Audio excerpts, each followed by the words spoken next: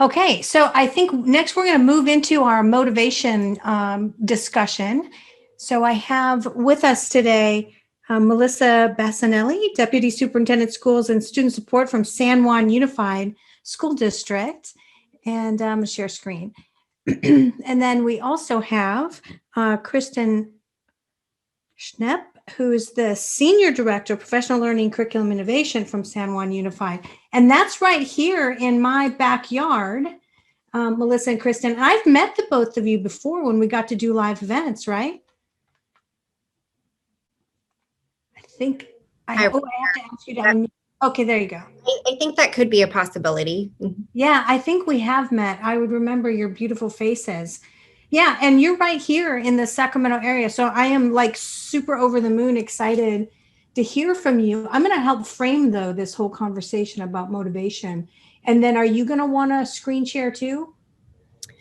I think we were just going to speak to the questions. So we weren't planning on screen sharing. Oh, okay. Good. Okay. So let me just share a couple of points about what we have come across so that I can address it with both of you.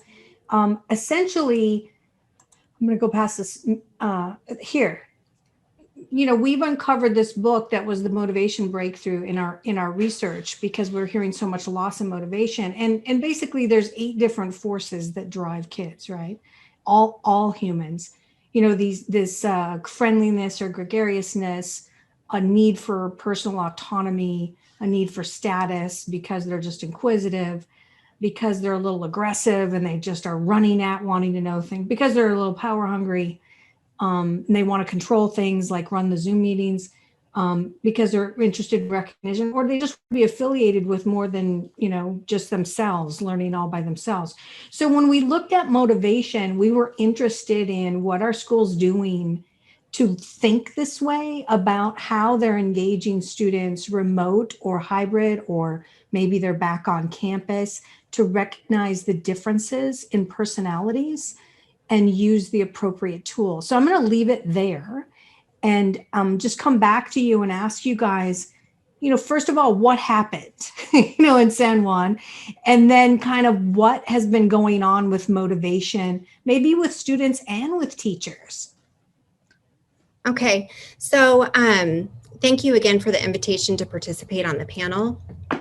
For San Juan Unified, just to give a little bit of context, we are we're just under 40,000 students enrolled. We are in the greater Sacramento area, so we're a suburban with some urban areas in our district. We're about 70 square miles. We're a little over 16% English language learners. And we just, our new data for our unduplicated count for our free and reduced has dropped down to just over 50%. And so in our district, we, you know, as many in response to the pandemic, we've been providing distance learning since March of last year.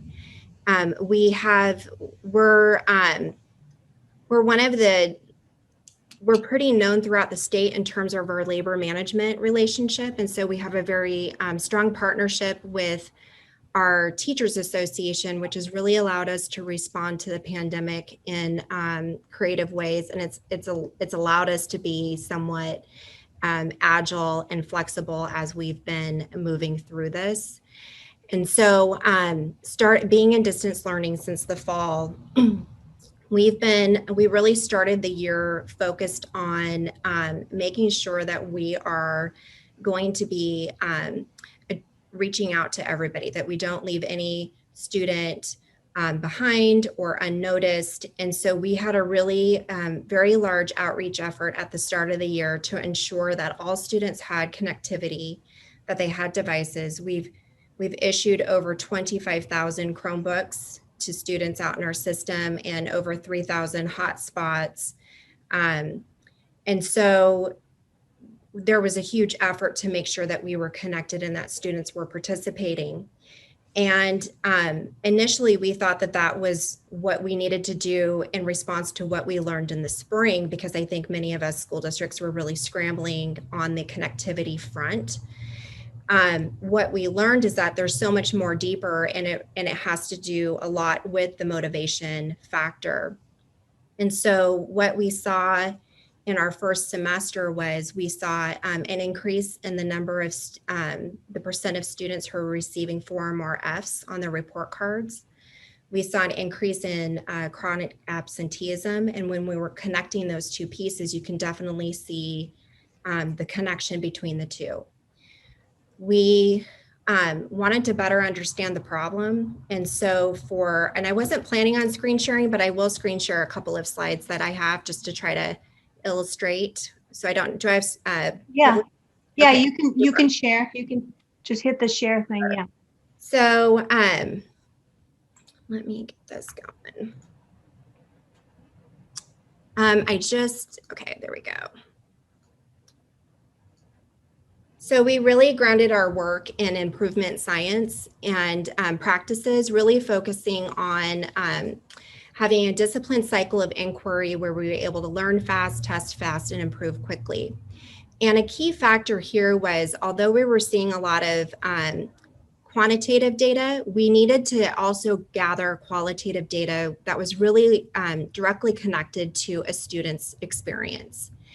And so specifically, we would, when we look at the grades and we look at attendance, we can tend to make assumptions when we don't listen to the lived experiences of students and what motivates them.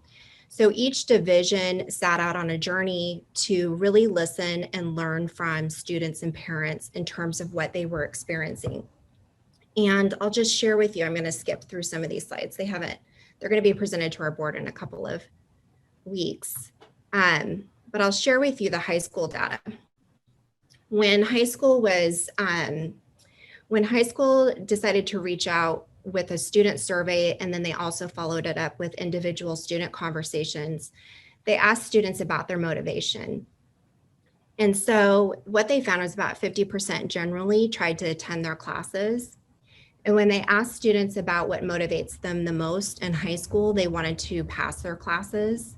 They enjoyed working at their own pace and having the flexibility. And reminder, we're still in full distance learning in our system. We haven't transitioned to a hybrid model yet. And then students also reported that they were motivated when they are interested in a subject. When we dug in a little bit more by subgroup and really looking at why students are not motivated, you can see here, so there's the majority of students say that they're not motivated because they miss their friends and their social interactions. They were also saying that they feel overwhelmed and that there's too many distractions at home. And that was a common theme across all of our K-12 schools, is that students were really missing the connectedness with each other, with their peers, and looking forward to seeing your friends when you go to school. They were also missing that connection with their teacher, but they were reporting more predominantly that it was the connection with each other. The other piece that caused us to kind of think more about the motivation was feeling that they're overwhelmed. We spontaneously sent students into this independent learning environment through distance learning without necessarily having the skills and strategies to manage that, to manage time, to manage multiple projects, multiple classes that you're going to independently on a schedule. So we realized that there was a gap in what we prepared students for and what they were really experiencing right now, real time. And then the other thing with the distractions at home. Now, when we looked at it by subgroup, what really stood out to us the most was that our English language learners who are here in this green bar right here, they were really trending very high on missing that social interaction. They were also trending high over in this area that the online learning schedule was challenging, and also that there's a lot of distractions at home. So the empathy gathering that we did for students, I wanted to just share that and elevate it to the group because it helped provide more color and depth to the data that we had initially seen around grades and attendance practices. And it helped us to better understand the problem that our students were experiencing related to motivation and also understand where to go next, and to see the differences between our specific subgroups, knowing that not each student needs the same educational diet as the other. So that's kind of in a nutshell as to the initial kind of where we're at. We have, based off of the data that we received, there's several next steps for increasing motivation and learning. And so Kristan was going to talk a little bit about some of the work that our curriculum team is doing. Good. And this is a fascinating, different view than we've heard as Learning Council research. And Kristan, maybe you and I met, but maybe not Melissa and I, because I know your face is so familiar to me. Maybe you came to one of the Learning Council events. I think I've been. I think you did. Yeah. Yeah. So this is fascinating because we were tending to look at motivation because we've been hearing from a lot of superintendents all over the nation from the perspective of, you know, some of those really quiet kids that used to be coming to school that sat in the back and never said anything or ever raised their hands and were super shy. Now, all of a sudden they're digital and they're like, blah, blah, blah, blah. Yeah. You know, they're, you know, so it's kind of like, you know, looking at it from also from the viewpoint of the differences in personalities, but this view of your different grades and asking them directly, you know, that's really interesting data. So go ahead, Kristan, you were going to add in there more viewpoint. I want to thank you guys for inviting me as well. I really appreciate the opportunity to be able to talk about what we've been digging into. And I want to piggyback on what Melissa talked about, especially with our English learners. What we found was really the connection piece across K-12 was our number one factor. And one of the things that the English language students were talking about was the fact that when they felt comfortable, they would attend their classes. So for example, they would go to their ELD classes, but not their content area classes. They didn't feel as comfortable and they didn't feel as safe in those environments. So we were able to elevate that voice to our general ed teachers as well, to share how can we create environments where all of our students feel like they have a voice within that class. And so being able to do some empathy gathering really helped our teachers move away from assumptions, because a lot of what we were working off of in the fall were assumptions about our students. For example, the cameras were off, and our teachers would tend to say things like, these kids don't care. Well, when we started to ask our students, why aren't your cameras on? We got a very different story. So it's being able to share that lived experience of our students, and perhaps they have 4 siblings in their rooms with them, and so they're not comfortable having their cameras on, or they don't feel like they have a space where they can really have the camera on and not feel embarrassed about it, many students said. So being able to share those experiences with our teachers, I think really did help create some empathy with them as well. On the curriculum side, we've really focused on the idea that students were feeling overwhelmed and our teachers were feeling overwhelmed as well. So we focused on essential standards. So in the summer, we pulled together with our union some teachers to help us really look at our standards and really select those power standards that were key to creating skills for the next level. And so once we had our essential standards selected, we were then able to help teachers feel as if they had permission to not feel like they had to cover everything. And I think that has created a little bit, it's alleviated the system and allowed them to focus on really key standards. We've also a lot of schools have done that. Yeah, and they've selectively retired the wide variety of you got to cover everything, and focus. So that was a really good move. Yeah. It's really helped our system. And our next step, what we're hearing is from our students, is that they're struggling with organization and time management. So one of the things we're looking at from our curriculum lens and our division of teaching and learning lens is, how do we start building in more strategies for study skills and for time management, so that students are able to, because they're really for the first time being independent. And so in that environment, how can we help them really prioritize their goals and prioritize their time moving forward as well.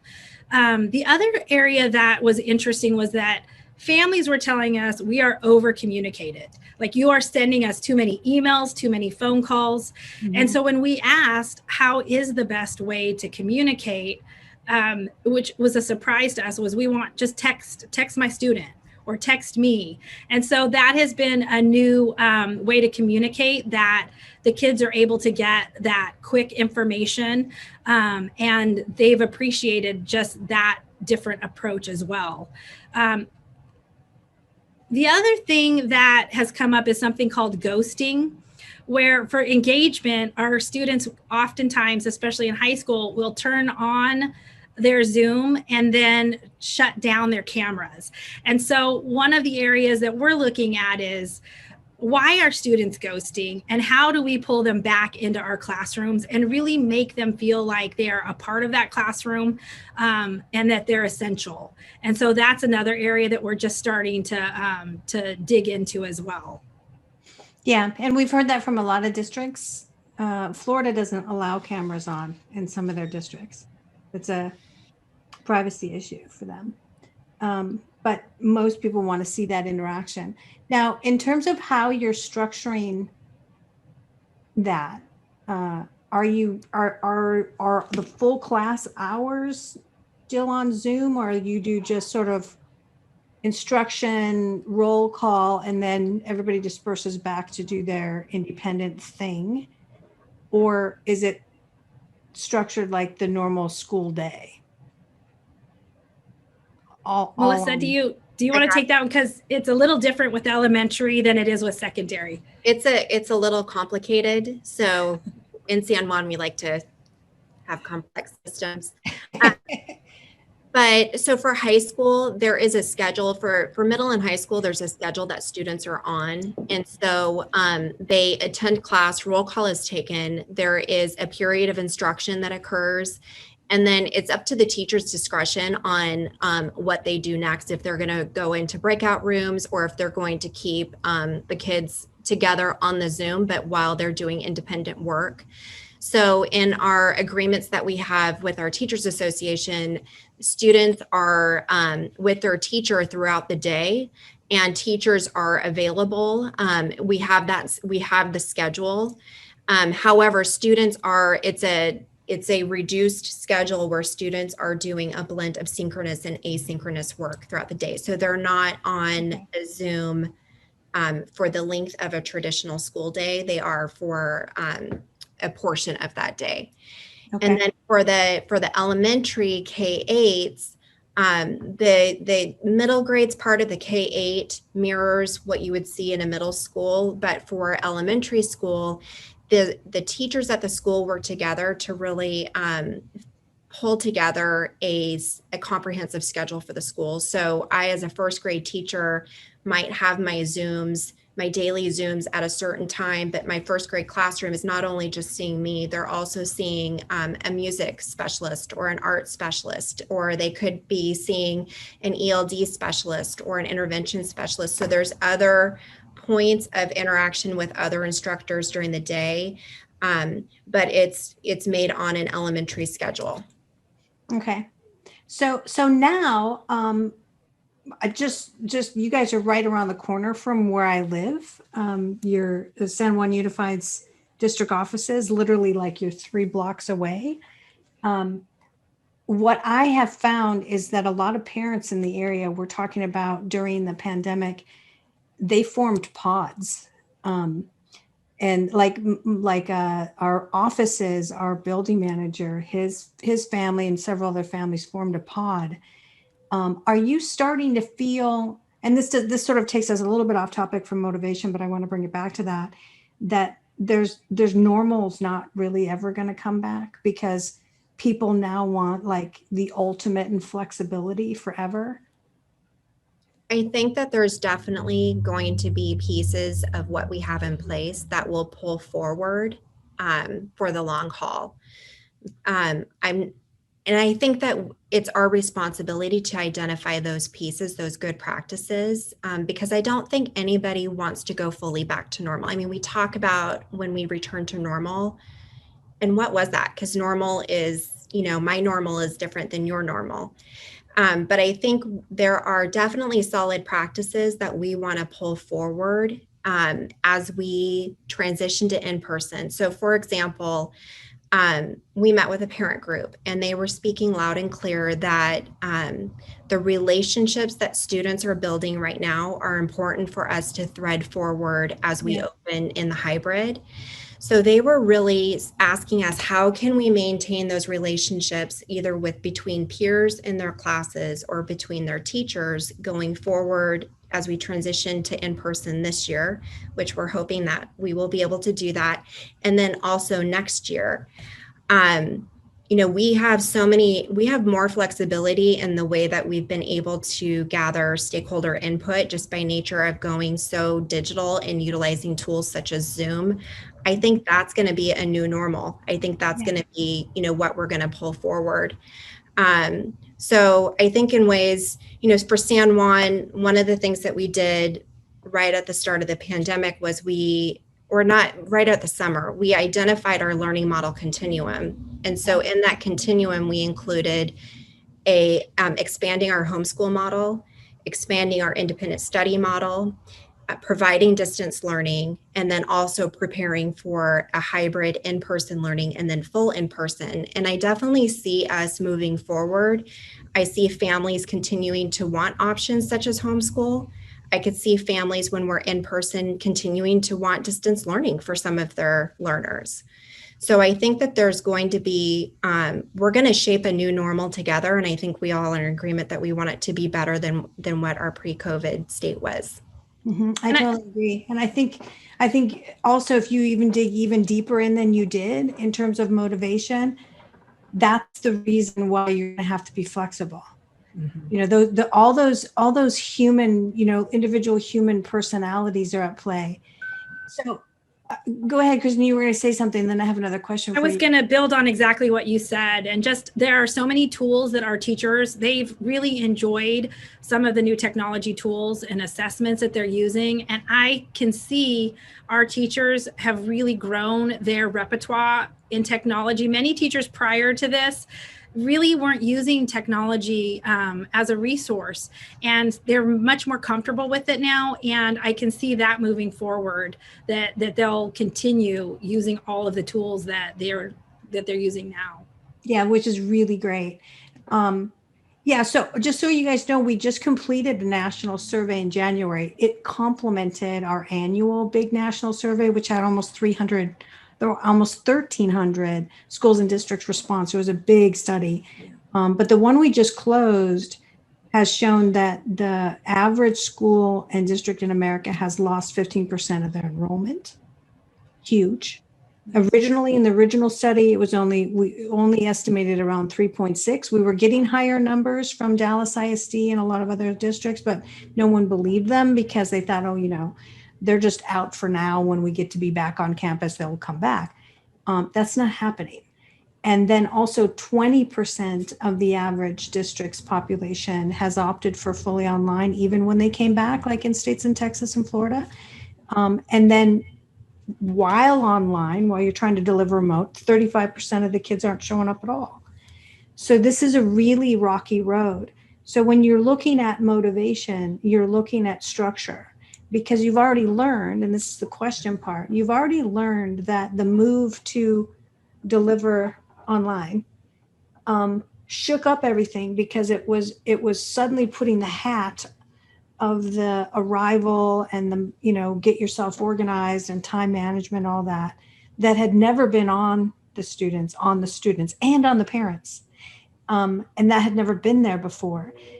Is your gut feeling that you're going to wade through that? That was like the big problem.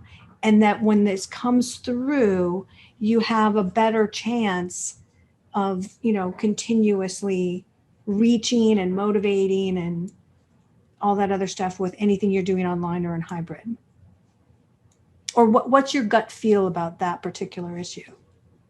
I think our problems continue to deepen the longer we're in the pandemic. And so our responses have to continuously change. And so my gut is that our issues of motivation that we have today, February 2nd, are different than the issues of motivation that we had in the spring. Spring is different to August. It's different to what we saw in November. We have a lot of students who are feeling the weight of isolation. Yeah. So there's a lot of mental health at play. And then back to the feeling of overwhelmed. If you're one of the students who is increasing in the number of Fs that you're getting, imagine the weight of trying to dig yourself out as a high school student in terms of preparing for graduation, having enough credits for graduation, or going to college if that's what you wanted to do. So I feel like it's getting more, the problem's becoming more complex and more deep as we move through, and we keep having to really be very agile in how we respond. But like the mental health needs of our students have definitely deepened, and they are linked to the motivation. Yeah, I mean, we're all adults, right? So we remember when we were young, and this wasn't happening to us. But it's not hard for us to remember that, you know, the social aspect of school is really the only reason we went, you know, for many, you know, it's like, that's why you were there. I mean, the rest of being educated was like just the forced structure of it all, right? Mm-hmm. So this is an odd moment. So we have heard schools setting up clubs of independent Zooms that don't have adults. It's dangerous, but interesting. And other sort of esports clubs to drive all other achievement. You can't be on the club unless you have this, and the, you know, rapid interaction that way. But, you know, humans being together with humans is, there's no solution for that while we're in lockdown. No. And that's the difficulty. And so it is a lot of hand holding. It's probably a lot of your staff, Melissa and Kristan, literally spending one-on-one time on the phone. You know, we've seen an increase in clubs, which is really interesting. One of our middle schools they were doing a specific club, and they had 87 students come, and each meeting they've increased the numbers because kids want to have that connection, especially around topics and interests that they can share with peers. And so that is something that we're looking at in bringing into the classroom. You know, it's always been something that we've tried to highlight, but it's that idea of the relevancy piece. Like, are we selecting assignments and projects that allow our students to really individualize their own learning and select topics that really speak to them? And so that's something that through our department, we're looking at really helping our teachers create projects, lessons, and opportunities that allow students to have choice and voice in what they explore. Because again, that's part of that motivation piece, is what drives me and what excites me. Yeah. I'm almost, you know, I would be that high school student in San Juan that would want to lead like a dance party move on your club.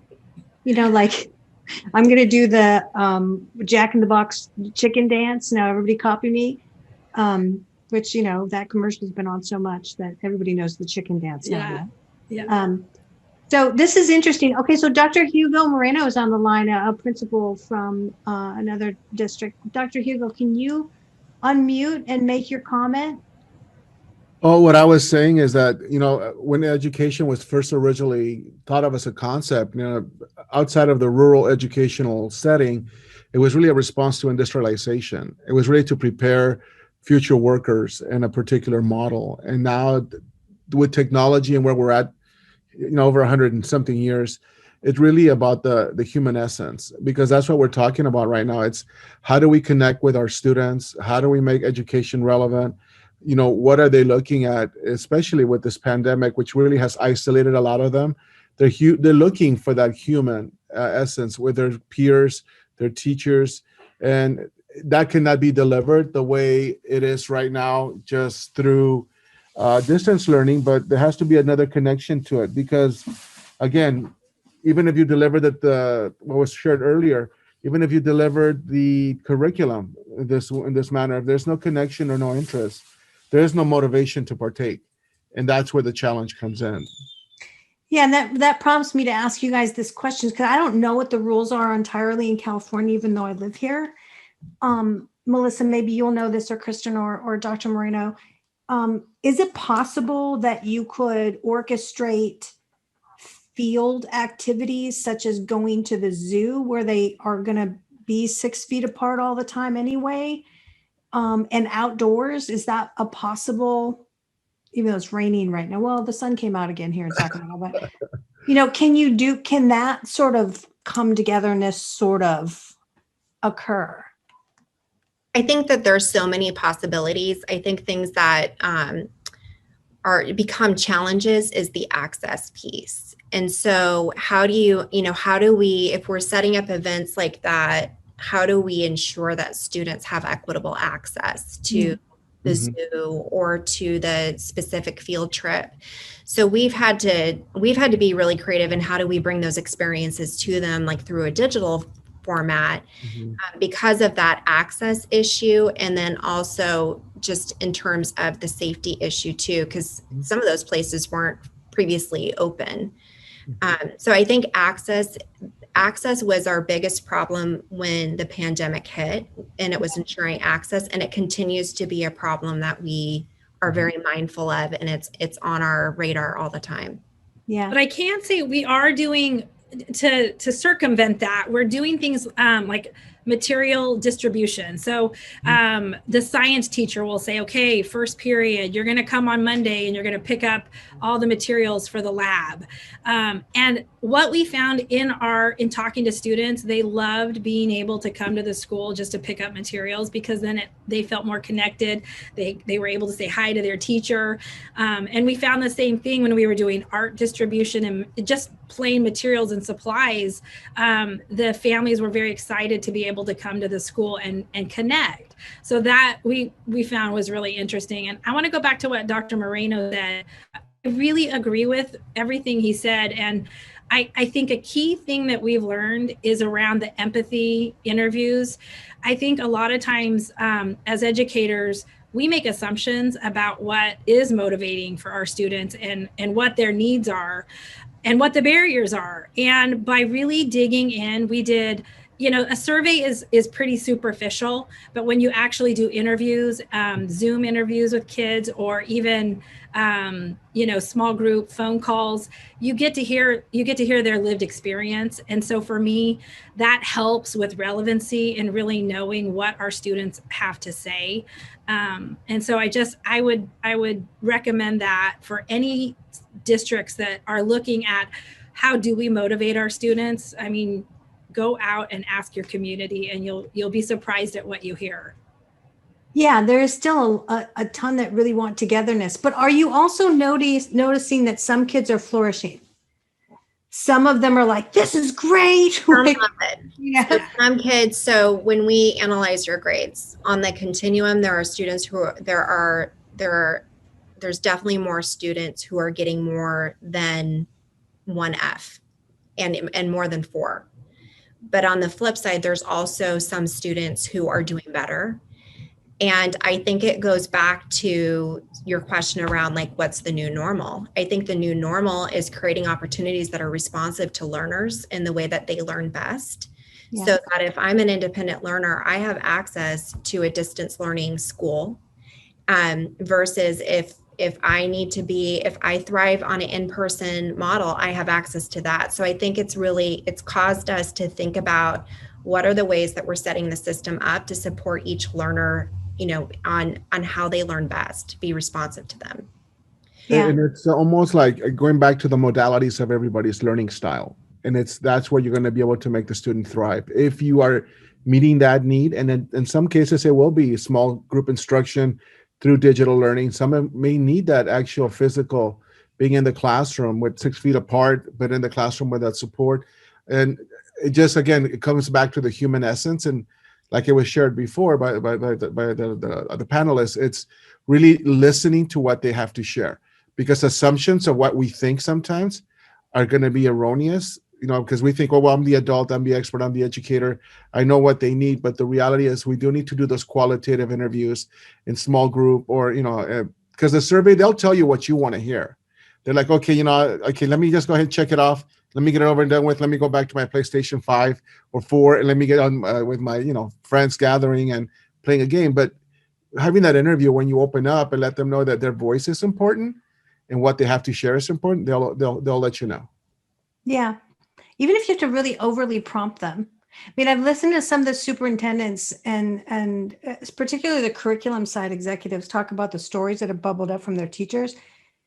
And there are teachers now who will be on a meeting like we are right now. And I'm going to do this to our whole audience right now and have them do this.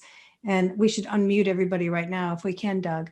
But just ask the pointed question like, hey, I want to hear from you. And then just go dead silent and stare at the screen, and then just sit there and wait, which is hard for teachers to do.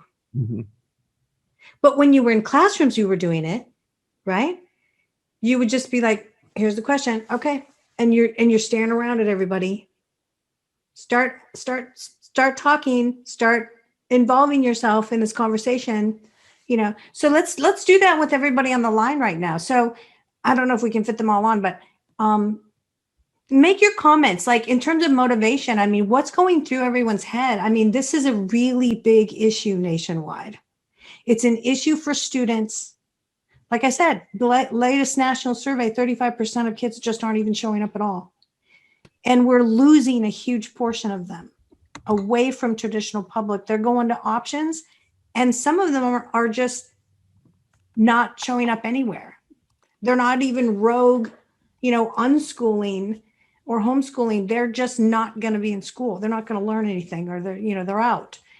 And then you have the problem with the teachers too, who are overwhelmed. 74% reporting overwhelmed or burnt out. So let's talk about this, because the issues are real. And I think what San Juan's doing is really great. I think, Dr. Moreno, you have a really good attitude about it. But anybody else want to weigh in, make your comment, unmute yourself. This is James over at Achieve. I would just say that we're seeing the exact same thing. The lack of human connection, is definitely causing trauma, depression, anxiety, and people shut down when their mental health is bad. And what's interesting, I never thought about this till just now, but as someone who's worked remotely for many years as a sales professional, I think I've actually experienced this personally, just in my sales career. When we go long periods of time not being able to connect to schools and districts and leaders and have meaningful conversations, I'm not so concerned, and I've never been so concerned with connecting with people to talk about selling things. And maybe that's just me as a human being, but I know when I go long periods of time without connecting to learning and teaching professionals and having those conversations, as a remote employee who has been stuck in their office for a year, I've experienced that anxiety and that trauma, and I have shut down to the point where I'm not really being productive. I'm not motivated, not only to work, but to do the things I love to do, to go golfing, to even eat the foods I love. And I think that's the severity of where we're at today. And I think that's why the focus is shifting from standardized test scores and grades and those kinds of things to how do we stay connected? Because if we don't have that, at least that human connection, no one's going to be motivated to get up and do things. And so I love what you guys are doing at San Juan. I live right in your area too. And I would love to learn more about what you guys are doing, so that when I'm out connecting with other districts in this region, whether it's, my local district here in Western Placer or Rockland or Roseville, or when I work with San Francisco or any of our existing clients, that we can take those best practices of things you guys are doing and share them with the rest of our customers. Because that's really the type of partnership that I try to instill with anyone I work with, whether they're a customer or not. So we're definitely seeing the exact same thing across our customer base. Yeah, Melissa, we're going to maybe hopefully get your slides after you've shared them with the board. That would kind of not be good if you shared them with us before you shared them with the board. But It's going to be shared. They'll be public on Friday anyway, so I can definitely share it with you. And, James, learning is social. Learning is so social. And I think that's definitely, we have felt the residual of the social restrictions that we've had in place. LeiLani, if time permits, I want to let other people chime in, but I do have a video that we created for the board, and it has a lot of our students' voice around motivation. And so it's only 3 minutes. I'm happy to share it if there's time, but yeah. We have time. Student voice. Yeah, let's see it. I think that will help us all. Let's see it. And then I think we have a lot of other people that want to comment too. You want to see it now, or you want to wait? Yeah. We all want to see it. We're all dying to see it now. Okay. So I'm going to turn my camera on. Okay.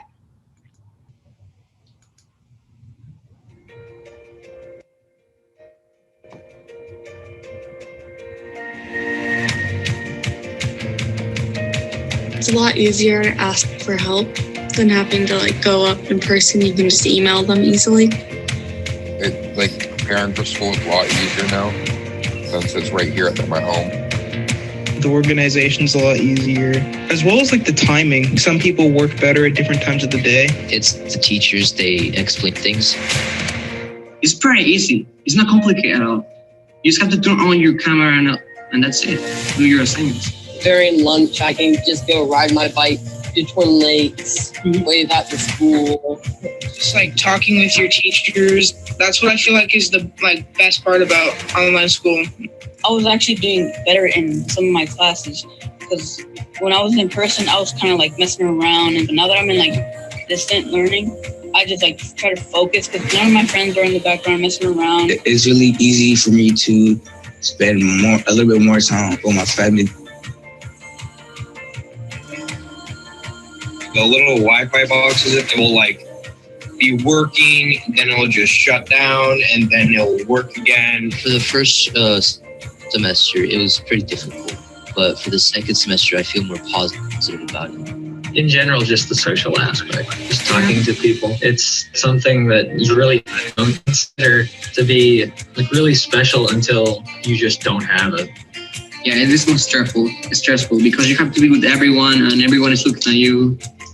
You have to answer it to a teacher. The technology, because sometimes the computers don't work.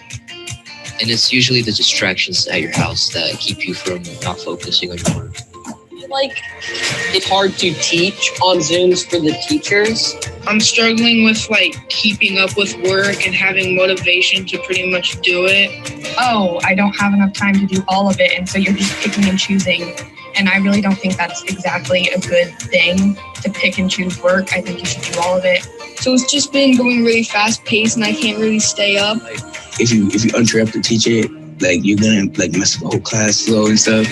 I've always been more of a visual learner, and the distance learning just doesn't help me at all. One, I'm transferring to a whole entire new district, so I don't know anyone. And normally, at this time, I would be in band. There's just something missing from distance learning, but you get that in in-person learning. Don't like that we can't have hands-on learning. I'm better than what I can do at school than on a computer, and my grades are not showing that. I enjoy using tech, doing online school. I feel like it's more engaging for me. I would like to go back to school. But half the time I really don't want to go to school, but I'd rather go to school if it was in person. School, it's one of my favorite things in the whole entire world. I love going to school. I love being with my friends. School isn't really what it used to be. So to me, it feels more like a chore. I know everybody at Mesa wants those students to thrive, and I really love it. I've been on the GPA board all 4 years, and I don't want to just throw that away. So I want to keep up my grades, make it to the finish line without giving up towards the end. So I think what we're getting out of this hour of conversation with you guys and everyone on the line is that, the social aspect is way deeper than we ever recognized. I think we, as leaders in education, we always have thought, our importances were on what curriculum, what teachers assigned to do what, and the methodologies and the practices, the procedures and the administration of it all. And the social aspects were sort of like, that's nice. We're going to do some of that, and we're going to let clubs form, or we're going to provide music or things, right? But it wasn't like, wow, this is a huge portion of what it is that we create as institutions. We're creating something that is real and it's deep. So anyone else want to comment on that? That was a beautiful video, Melissa. It's super exciting. Plus those are all local kids, so I feel very proud of them all. Like they're like part of my own family because they're not far away from me. All right. So anybody else want to chime in? Anne or Christy Devereaux or Nicole? This is Nicole with ClassLink. I just have to put on my mother hat. I'm sitting here listening to this with my daughter, who's 17. She'll be mortified that I'm saying this, but you'll never see her. But she's just interested in hearing what educators are saying and what's going on. And I think she's like, of course it's the social aspect. Of course, don't people know this? But I think along with that is the celebrations and the milestones and, all those pieces that do go with the social aspect. And I so appreciate you guys showing this video and talking about this, because it really is their lives. This is what they've grown up to expect, and that's been yanked away from them, right? So it's more than just the learning, but all the pieces that come to the table with that these kids feel cheated of. And without that, some of them don't see the purpose of, continuing the way that they did before. So I appreciate that you guys reached out and pulled the students and the parents and took the time to really learn about what motivates them. Nicole, thank you so much for that. And please thank your daughter too, because those celebrations and milestones are really important. Okay, great. And I want to ask Alyssa if you can unmute and share maybe one story of what you're experiencing with all the coding going on, because it's kind of like that, it's kind of like what the esports people were telling me yesterday on a podcast I was doing. Can you share a story? Yeah, well, what we're finding is, I don't know if you saw the one man in the video from Palmdale, his name is Andy Banningham, but he's saying that kids that was telling us that kids that were normally not like that contributing in the class were sort of afraid to, and with the coding, and they've been able to figure things out, their self-esteem has changed a lot because they see they're able to do things, and since it's project-based, they can show their projects to the other students.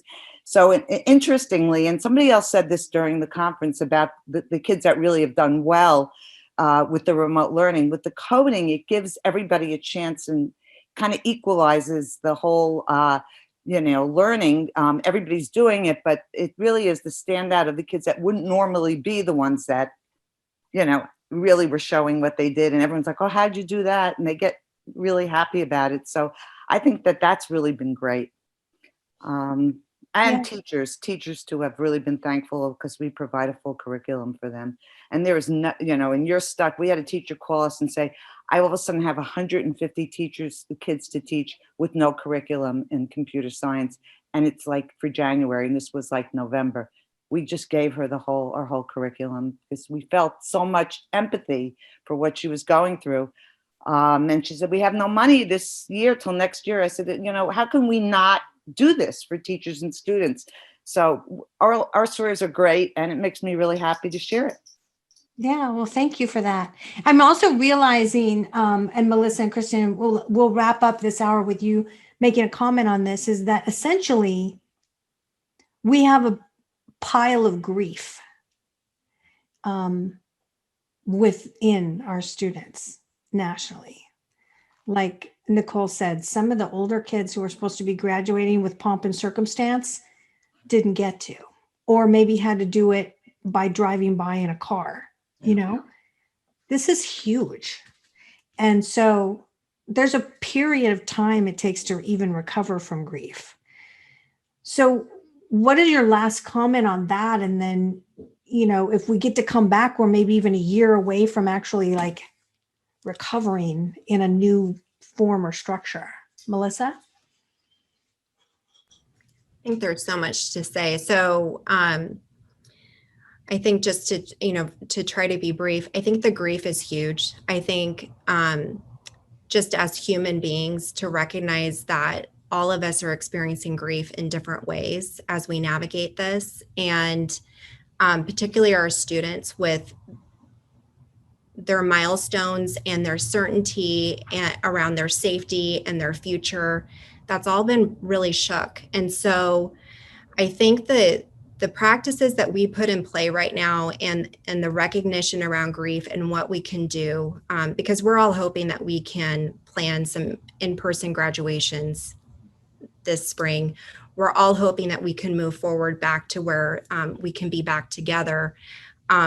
I think we're going to have to be mindful of the grief aspect for many years to come, because all of us are experiencing this moment in different ways from our own perspective. And so I think it's going to be long lasting. It won't be just for last year's class and this year's class. It will be for classes to come. I agree. Kristan? You know, Melissa and I have been talking about by June, if we could wave a magic wand and really manifest what we want, what's our vision for our students.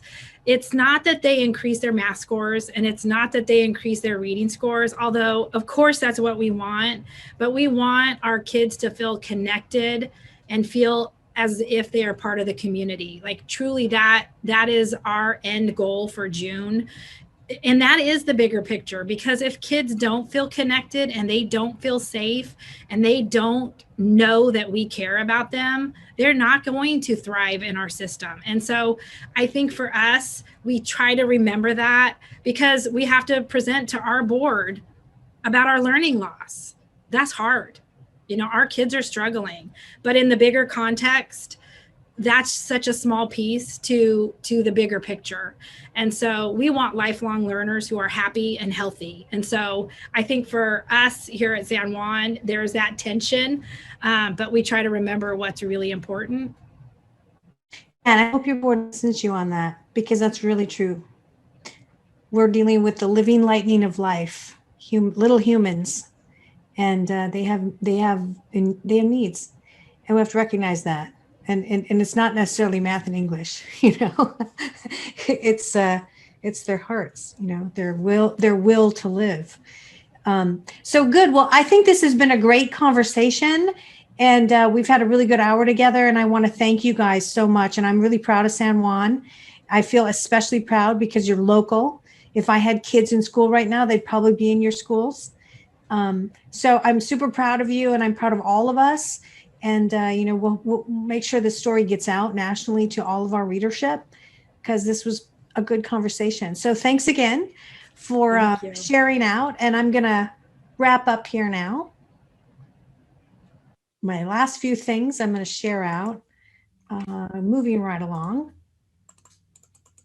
Want to thank everybody for being with us. And then also my sponsors that allow Learning Council to continue its research work and bringing these events live all over the country: ClassLink, Achieve, Scholastic, Lightspeed, Codesters, who's still with us, I think, at the second, Identity Automation, and No Story. So we're going to be back again tomorrow. Our agenda tomorrow starts with what is the new digital learning experience, then a introduction to identity-infused education, introduction to the new Leadership Society's work with the EduJedi Dictionary, the new digital learning experience standards, the new model of instructional design.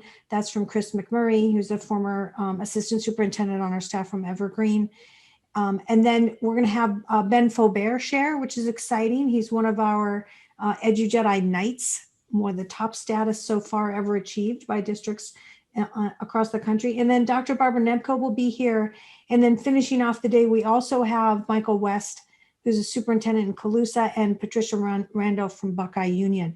So excited to have another day with you tomorrow. For however much of it you can stay with us, we're hoping that you do join us.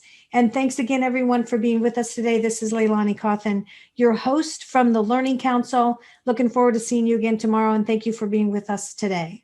Goodbye for now. Thanks, LeiLani. Bye-bye, everyone. Goodbye, everyone. Goodbye, everyone. Thanks, everyone. Okay. Bye-bye. Thanks, Doug.